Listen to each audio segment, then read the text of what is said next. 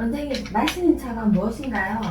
예, 오늘은 저번에 말씀드렸는데 스타벅스의 녹차입니다.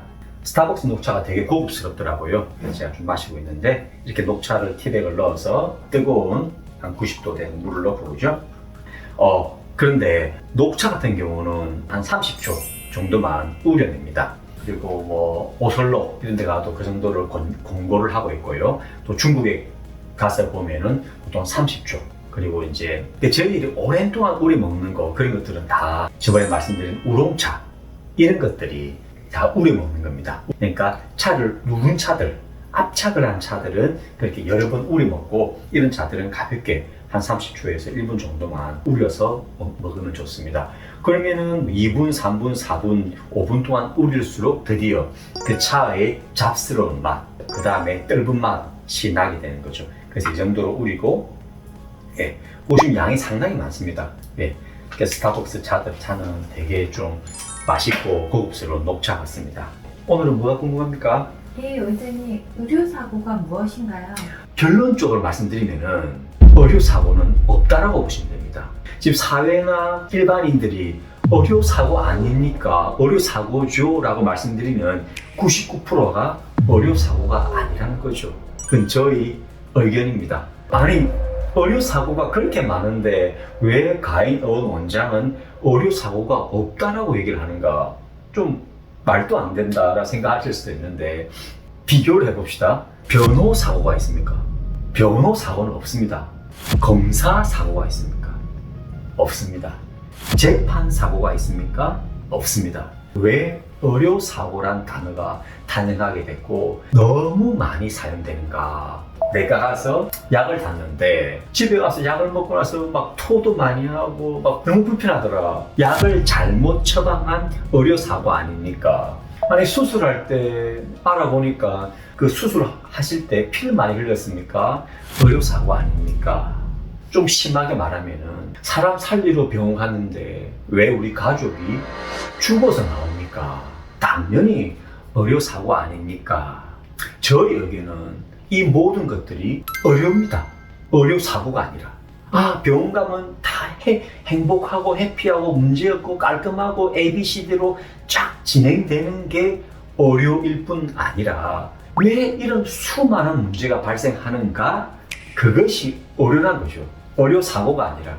자, 그럼 이렇게 비교를 해보면 쉽게 알 수가 있습니다. 소송을 했는데 우리 변호사가 패소를 해가지고 내가 너무 많은 피해를 입게 되었다. 변호사고입니까? 아닙니다. 변호사의 변호행위죠. 변호행위는 승소, 합의, 패소가 있을 수가 있습니다. 그럼 패소를 하면은 변호사고입니까? 아니라는 거죠.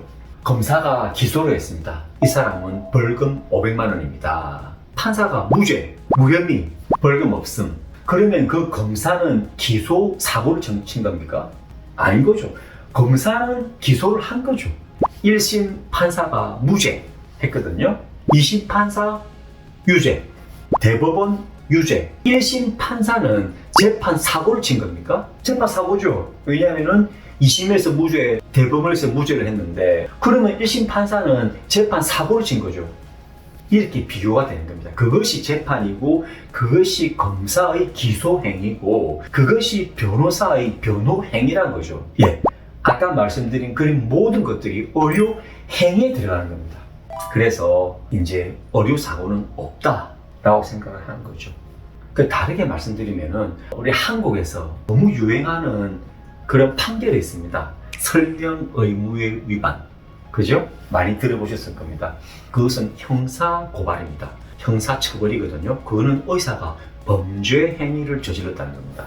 의료사고라고 생각하는데 고소나 소송을 해서 그죠? 재판에서 설명 의무의 위반으로 처벌을 하는 거죠. 벌금 100만 원, 벌금 200만 원을 처벌하는 거죠. 그거는 의사가 범죄 행위를 저질렀다라고 하는 거죠. 두 번째는 주의 의무의 위반입니다. 어떤 경우가 있습니다. 그래서 의사가 설명을 충분히 해드렸다. 그 판사가 뭐라고 했냐면은 상세한 설명을 안 했다. 그래서 형사처벌을 한다. 그래서 어떤 의사는 또 이렇게 했습니다. 상세한 설명을 했다. 재판정에서는 희귀한 합병증에 대한 설명을 하지 않았다. 예, 이런 거를 보면은 얼마나 설명 의무의 위반이란 그런 형편없는 형사처벌을 하고 있는지 저는 개인적으로 너무나 낮은 수준의 그런 재판정의 모습을 볼 수가 있습니다. 왜냐? 일본, 캐나다, 미국, 유럽은 의사에 대한 형사처벌이 없습니다. 의사에 대해서 형사처벌을 거의 하지 않습니다. 당연하겠죠. 그러면 변호사가 패소했으면 변호사에 대해서 형사처벌해야 되는 거죠. 그죠? 왜 졌냐? 검사가 기소를 했는데 검사가 판사가 무죄로 했으면 그 검사를 형사처벌해야 됩니다. 네가 왜 함부로 기소를 했냐? 저 사람이 범죄자라고. 그것이 다 그거를 형사처벌하지 않습니다. 마찬가지로 의료 행위에 대해서 그런 수많은 나라들은 형사처벌을 하지 않습니다. 즉 의료사고라고 부르지 않는다는 거죠. 그거를 왜 그러냐면은 의료라는 것이 너무나 복잡하고 중범합니다. 마찬가지로 변호사의 변호 행위, 검사, 판사의 그런 행위들은 너무나 무겁습니다. 그래서 그거를 형사처벌을 할 수가 없다는 겁니다. 다만 문제가 있다고 생각되는 그런 부분들은 자체적으로 해결할 수가 밖에 없습니다. 변호사협회에서 그 변호사를 상대로, 그 검사를 상대로, 그 판사를 상대로 제약을 가하는 거죠. 자정의 의미에서 그 협회 내에서, 자체 내에서 제한을 가하는 그런 것들은 가능합니다. 의사의 학회나 협회에서 어느 정도 그 의사에 대한 제한을 가할 수 있는 거죠. 그래서 이제 칼 야스퍼스가 지은 책이 있습니다. 대학의 이념이라는 책에 있는데 3가지 절대 직업을 말을 했습니다. 그 중에 2가지가 바로 의학과 법학입니다. 절대적입니다. 이거는 그렇기 때문에 이 모든 병원이나 의료기관에서 발생하는 그런 것들은 의료 행위입니다. 그런데 재판장에서는 설명 의무의 위반, 주의 의무의 위반으로 그 의료 사고라고 부르고 처벌을 하는 거죠. 우리나라만 그런 겁니다. 그래서는 안 된다는 거죠. 환자는 병원 가면은 사망할 수도 있습니다. 수술하다 보면은 피가 많이 날 수도 있습니다. 그것이 의료 행위인 겁니다. 그렇게 이해를 하셔야 된다는 거죠. 그러면은 그 미국이나 이런 데서 어떻게 그렇게 거대한 금액의 배상 판결들이 나느냐? 그러니까 그 환자나 보호자가 그 병원이나 의사를 상대로 민사소송을 할 수가 있는 거죠. 우리나라도 그죠? 그 변호사에 대해서 그 판결이 난다 그죠? 그러면 그런 의뢰인들이 민사소송을 할 수가 있는 거죠. 그렇게 이해를 하셔야 됩니다. 그래서 왜 우리가 의료사고라는 용어를 쓰면 안 되느냐? 의사를 위해서 그런 건 아닙니다.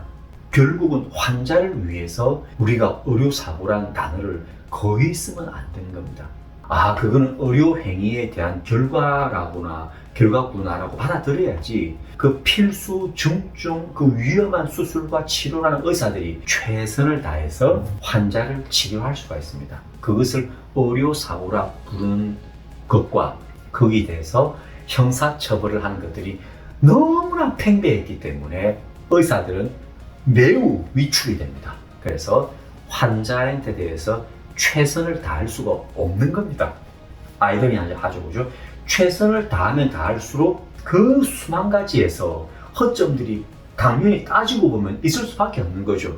그것을 처벌을 하게 되면은 의사들은 환자한테 대해서 최선을 다하는 것이 아니라 어떻게 방어를 할까? 그 생각밖에 할 수가 없는 겁니다. 그래서 우리나라에 지금 필수 의료, 중증 의료, 응급 의료가 거의 없다라고 보시면 됩니다.